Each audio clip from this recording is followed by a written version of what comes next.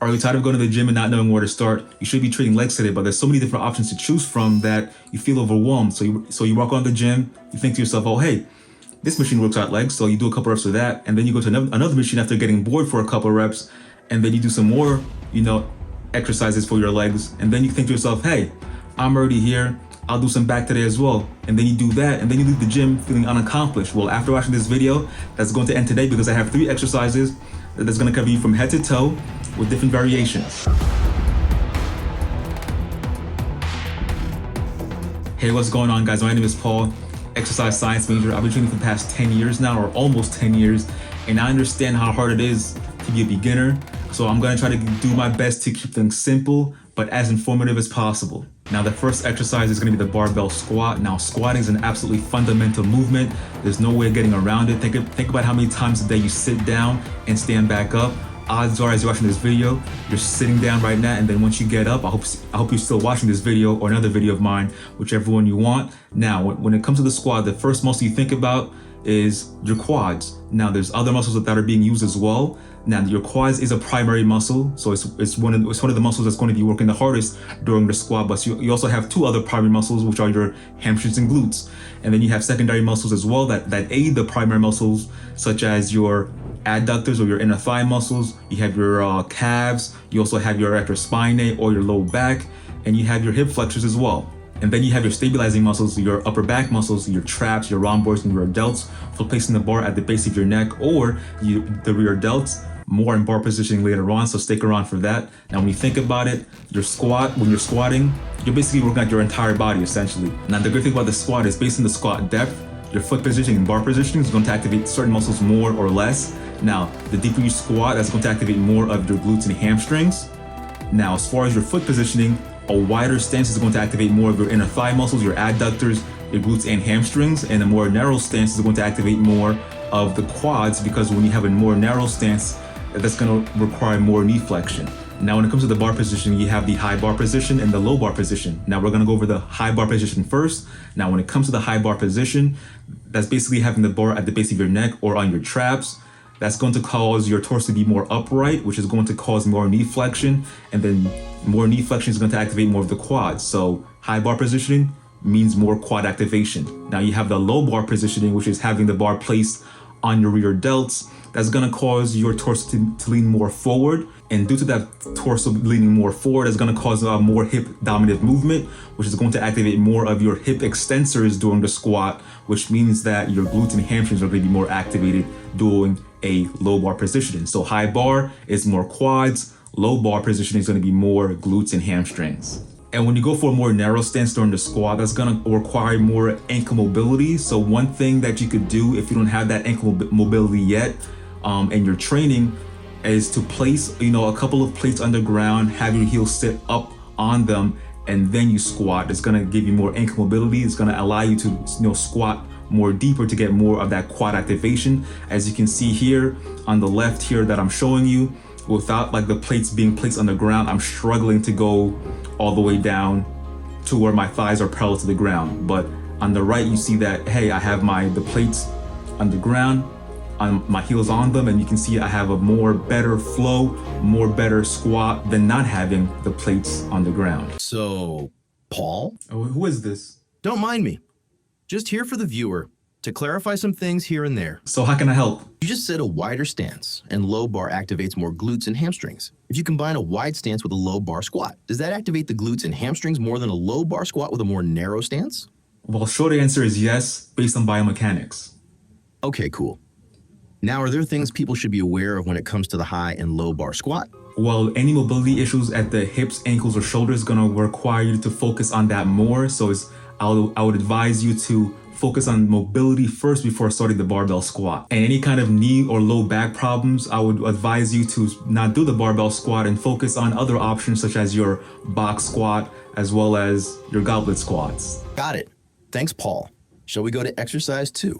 I say we shall. Now, exercise number 2 is going to be the barbell bench. Now, just like the barbell squat, based on your bar positioning as well as body positioning, this is going to target certain aspects of the muscles being trained more or less. This is going to be working your chest, shoulders, and triceps. Now, the first exercise or first variation that we're going to be talking about is going to be the classic flat barbell bench. Now the primary muscle mover of this exercise is going to be your pectoralis major, aka your chest, and now the secondary muscles are going to be your shoulders and triceps. Now the barbell bench is going to be one of the best exercises that you could do to activate your chest, shoulders, and triceps all at the same time. Research has shown when we're comparing to the Smith machine, experienced and inexperienced lifters who were training at their 90% 1 rep max showed that there was more activation in the barbell bench as opposed to the regular Smith machine. Now, as a beginner, I'm not saying to go out there, and train at 90% 1 rep max. I'm just saying that the barbell bench is going to be a classic and great exercise that you can do to activate your chest, shoulders, and triceps all at the same time. Next, we have the incline barbell bench. This is going to primarily work your upper chest, with the shoulders and triceps being the secondary mover. Now, when it comes to that positioning, you want to make sure you have that bench at a 30 to 45 degree angle. That's going to be the best optimal angle to work out your upper chest more. Research has shown that anything past 45 degrees is going to be activating more of the front shoulders or your front delts. So make sure you have, during the incline bench, if you want to work that upper chest, have the bench at a 30 to 45 degree angle. Anything past 45 degrees, then you're going to more of a shoulder press, working your front delts and your mid delts as well. So make sure 30 to 45 degree angle, no more, no less, to activate that upper chest during the incline barbell bench. Now the third variation of the barbell bench is going to be the decline barbell bench. Now this is going to target more of the lower chest as a primary mover, with the shoulders and triceps being the secondary mover. Now research has shown that the decline barbell bench allows for heavier loads, which is going to be great benefit to beginners because that allows you to do one of the best things that you could do to build muscle and build strength, which is progressively overload. Also, the decline barbell bench puts less strain on the shoulders, so it's going to be a great and more safer option for beginners. Also, the decline press is often easier to execute, especially during the final phase of the exercise, which is going to help beginners with the lockout phase. So, Paul, why is the decline easier? Well, in the flat barbell bench, your torso is parallel to the ground, which is going to make that angle between your torso and arms at a greater length in a flat barbell bench, which puts you at a mechanical disadvantage, which makes it harder doing the lower portion of the lift. The downward angle of the decline press is going to put your arms in a more advantageous position, which is going to allow your shoulders and triceps to lift more weight, because now the bar path is going to be more aligned with the body, which is going to reduce the resistance caused by gravity on the way up. Also, the decline press is going to shorten the positioning between your torso and your arms, which means that the bar travels a lot less, or less overall, I should say, which makes things easier. So, for example, during the lockout portion of the exercise, doing a decline barbell bench press is going to be a lot easier as opposed to an incline bench or a flat bench, because during that part of the exercise, the sticking point of the exercise, which is halfway being pressed up to being fully locked out, the lower part of the chest is already activated, which means the lockout portion of the decline press is going to be a little bit easier as opposed to the incline or flat barbell bench. And also during the decline barbell bench, the triceps are going to benefit a whole lot more, because since the arms are already at a slight angle downward on the decline barbell bench, they're going to be better positioned to extend the arm, which is going to greatly improve the lockout portion of the exercise. So a lot of times you'll see very experienced lifters, they'll do the decline barbell bench to help out with their lockout portion of the exercise. And if you're completely new, the lockout portion of the barbell bench is basically fully extended all the way up, where your arms are fully all the way straight. But also keep in mind, based on the muscle imbalances and training experience, you can still have problems with the sticking point, so it can vary though. All right? Got it. Thanks. Yeah, no problem. Next, we have the close grip bench press. Now, the primary mover is going to be your triceps, with the pec major or your chest and your front delts helping out the triceps. Now, according to research, it's been shown that the close grip bench press has allowed beginners to greatly benefit from the lockout portion of the exercise. So if you want to, be better at fully extending your arms during the bench press, now the close grip bench press is going to be fantastic for you. Now, one thing to keep in mind, or a couple of things to keep in mind when you do this exercise, is you want to make sure that your elbows are not flared out. If they are flared out, that means you have your hands too close to each other. You want to have some separation. Make sure that when you're doing this exercise that you keep your arms or your elbows at a 45 degree angle.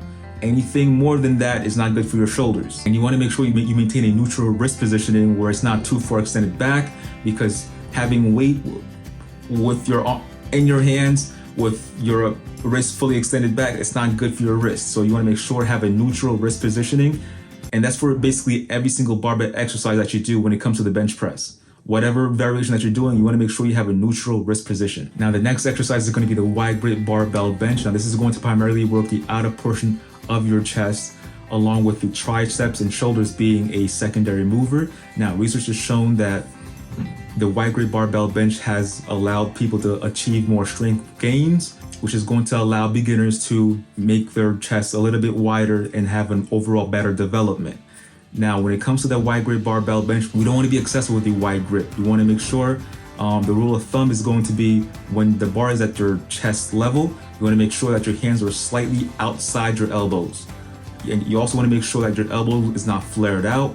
Like the previous barbell variation, you want to make sure that elbow positioning is going to be 45 degrees between your elbows and your torso.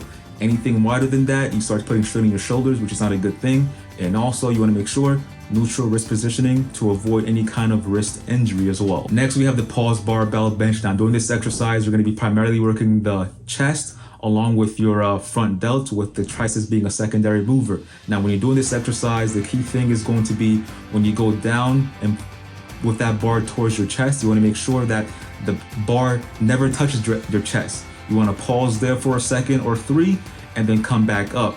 Now, the great thing about this exercise is going to be time under tension, which is going to be very, very key to muscle building, because when you have that time under tension, or you increase that time under tension, that means more metabolic stress, which elicits more muscle damage, which leads to more potential for muscle hypertrophy, or AKA gains. It's also going to improve your strength as well, because it's going to eliminate, any kind of momentum that you're doing.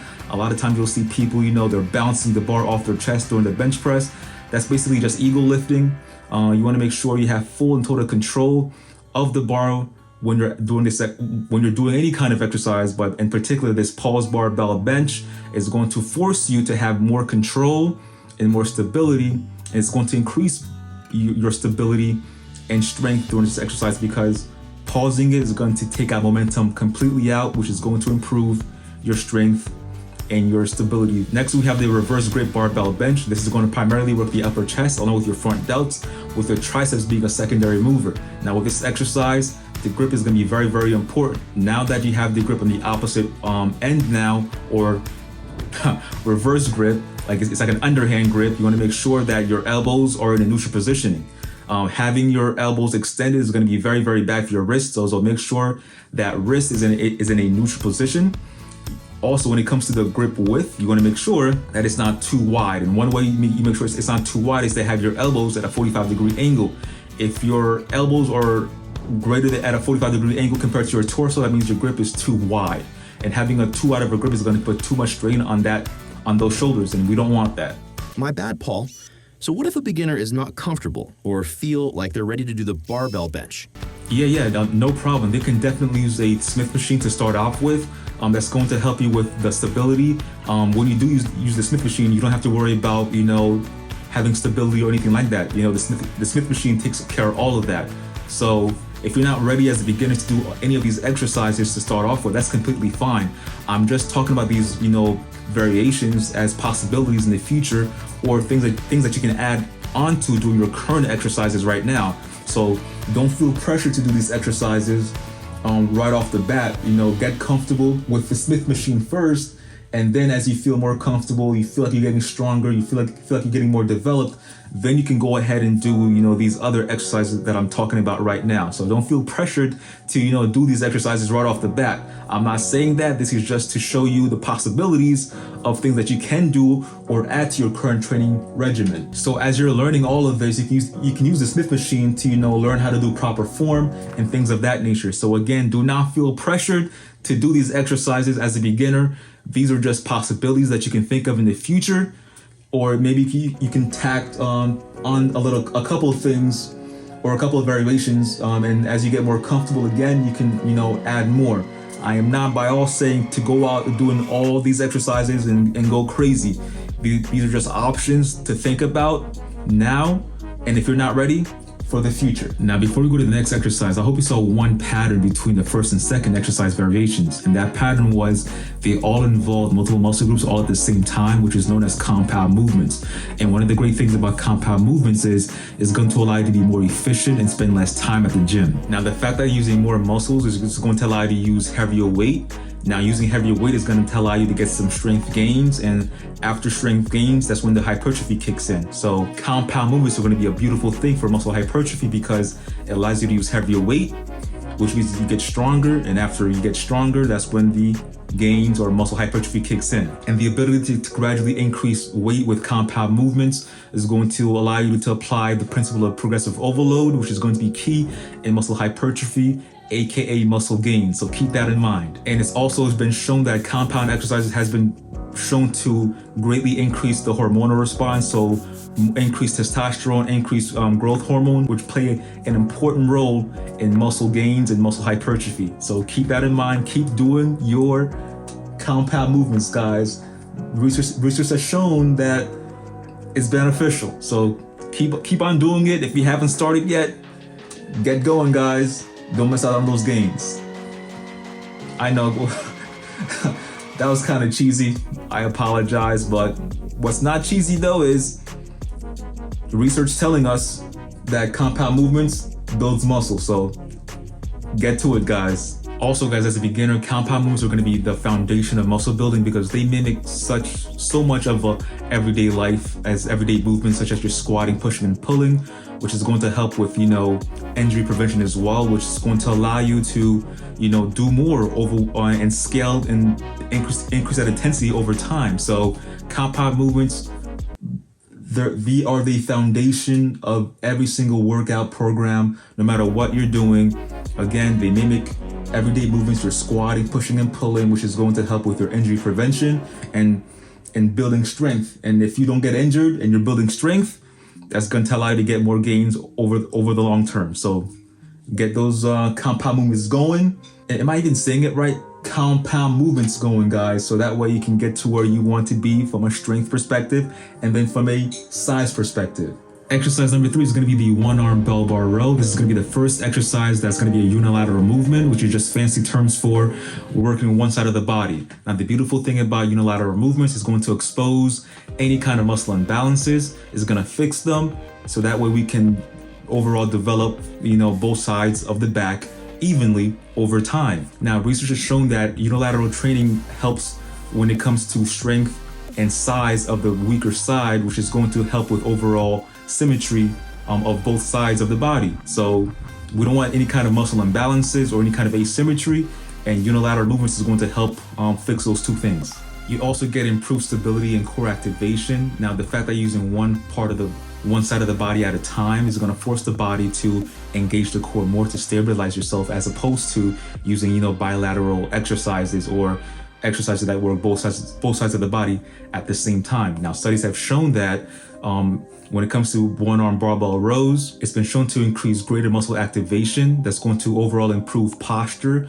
and trunk stability as well. You also get better muscle recruitment because the barbell is going to allow you to use a heavier load as opposed to a dumbbell, for example, and the heavier load is going to recruit more muscle, which can lead to more and better muscle hypertrophy. Now, research has also shown that barbell rows result in a greater muscle activation as opposed to other unilateral or machine-based exercises. It's also going to reduce the risk of injury for beginners. Like I said before, unilateral exercises is going to expose any kind of muscle imbalance or asymmetry, and using two hands for barbell rows, and if you have that muscle imbalance, you could go to overcompensation for one side, and the next thing you know, you're at a commission. So using that one-arm bell bar row is going to allow you as a beginner to be safer and find out that any kind of anything wrong going on a particular side, because a lot of times a lot of us are one-arm dominant. One side is going to be stronger than the other, and if you do those two-arm bell bar rows and you don't know that one side is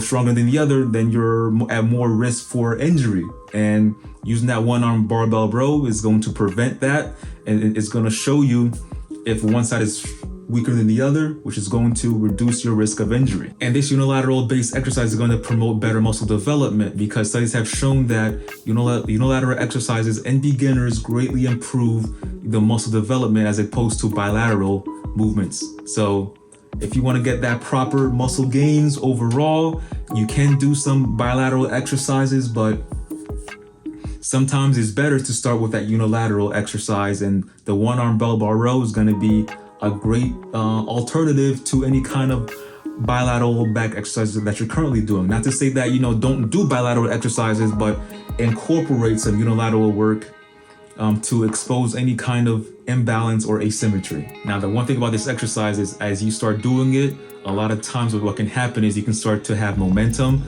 or AKA ego lifting, and we don't want that. What you can do is to solve this problem is by bringing the ground towards you. So have a platform like you see in the video right now.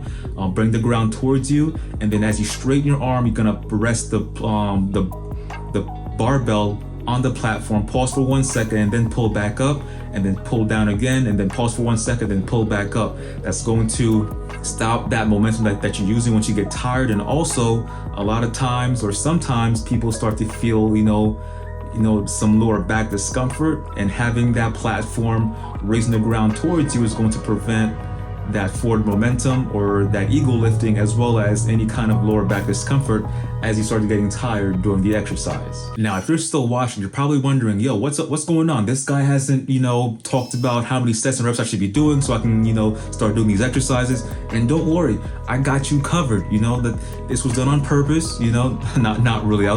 Didn't do it on purpose. It's just how I scripted the video today. But again, I got you covered. Now, research has shown that overall, when it comes to sets and reps, the consensus for repetitions is about 6 to 12 repetitions. Anything lower than that is going to be more for strength gains, and anything higher than that, there could be some added benefit up to 15 reps. But anything, going overboard, you kind of get into, jerk repetitions, where if you can do, 25, 30 repetitions for one set, there could be some benefit, but up to a point though, it kind of gets to be, junk repetitions. So when it comes to reps, 6 to 12 reps is like usually the consensus or the sweet spot, according to the research that has been divvied out. Now, when it comes to your amount of sets, it's going to be between 3 to 5 sets per exercise is going to be very, very beneficial for hypertrophy when it comes to your large muscle groups. So think about your quads, hamstrings, and glutes. 3 to 5 repetitions, and other research has shown that 3 sets is more than sufficient for beginners. So overall, when you think about it, 3 to 5 sets, 6 to 12 reps per exercise should get you to where you want to be as a beginner. Now, the rest period for my exercises. So I'm doing 3 to 5 sets, 6 to 12 reps per exercise. Should I be resting between, or how long should I be resting between sets? Now, the consensus overall has been shown that 1.5 to 2 minutes is the sweet spot to elicit, that metabolic stress, metabolic damage. Is that even metabolic damage? But I should say the metabolic stress or muscle damage that you're looking for to elicit that muscle hypertrophy or muscle growth. The sweet spot, the consensus is overall 1.5 to 2 minutes. Anything longer than 2 minutes, that's where you get to the land of strength gains instead of muscle hypertrophy. So you want to make sure you stay in that 1.5 to 2 minutes to continue that metabolic stress, so you can get that muscle damage to elicit that muscle growth. Now, we've just talked about number of sets and reps we should be doing along with the rest period. Now, that's all under the umbrella of intensity.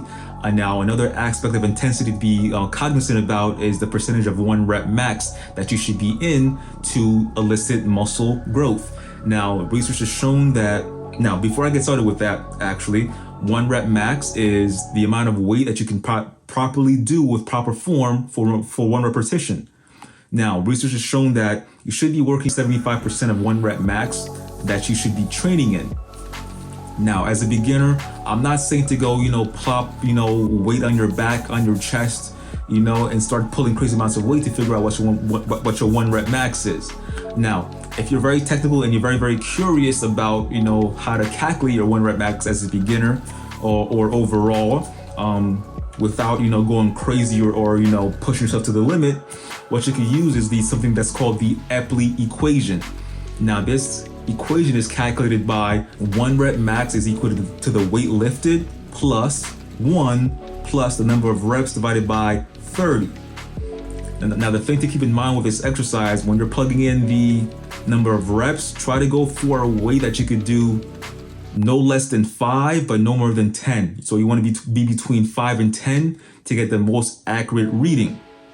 Now, let's say, for example, you find out that once you do your Epley equation, you find out that, you know, for your barbell bench that, hey, it comes out to my 1 rep max is about 100 pounds. Now, to be working between that 60 to 75% of your 1 rep max to elicit that muscle damage, that research has shown us that that's where muscle hypertrophy lies, you would be between, you know, using 60 pounds to 75 pounds in that range, doing, you know, 3 to 5 sets, 6 to 12 reps with 1.5 to 2 minutes of rest between sets. Now, another thing is, if you don't want to be, you know, overall technical about using, you know, fancy equations or the Epley equation, what you could definitely do is just go to the gym, see where you're at, and just, you know, figure out what you can and can't do in a safe and controlled manner. You know, for example, when I was a beginner as well, I would watch videos like this and I would tell myself, hey, you know, I'm watching this right now. I can't do this right now, but hey, this thing that this person talked about during this video, I can incorporate it into my training regimen or training program right now. So for example, let's say you're not ready for the barbell squat. That's completely fine, like I've said before. But hey, maybe you're doing, you know, goblet squats right now, and then you can incorporate, hey, you know what? He talked about using a wider stance to incorporate more of my glutes and hamstrings. Okay, from now on, from time to time, I'm going to incorporate a wider stance to my goblet squat to, you know, activate more of my glutes and hamstrings. Or for example, you know, with the thing that I talked about, having the plates under your feet when doing the narrow stance during the squat, you can incorporate that for better ankle mobility, so you can squat deeper and incorporate more of the quads during your squat. This is not to say that, hey, go plop on crazy amounts of weight and go ham. If you're not ready, you're not ready, and that's okay. But what I want you to show you guys as a beginner, again, like I said before in the beginning, the possibilities and things that you can incorporate when you're working out. And the thing is, how you train now is going to be very, very different from how you train 5 years from now. So again, with this video, I wanted to just show you the possibilities. And if you're getting value and you want more possibilities in the future, let me know down in the comments, subscribe, and all that good stuff. But one thing I hope that changes for you after watching this video is you're no longer gonna go to the gym and be wandering around and feeling like you got nothing accomplished. I hope what you got out of this video is you don't need a lot of exercises to get to where you need to be. You know, you can cover your entire body with, you know, the squat, the bench press, and some rows. And understanding how you position yourself and the equipment is going to activate certain muscle groups more or less. And the next time you go to the gym, make sure to make mirrors your canvas, waste your paintbrush, sweat your paint, and may your drawing always be beautifully unfinished.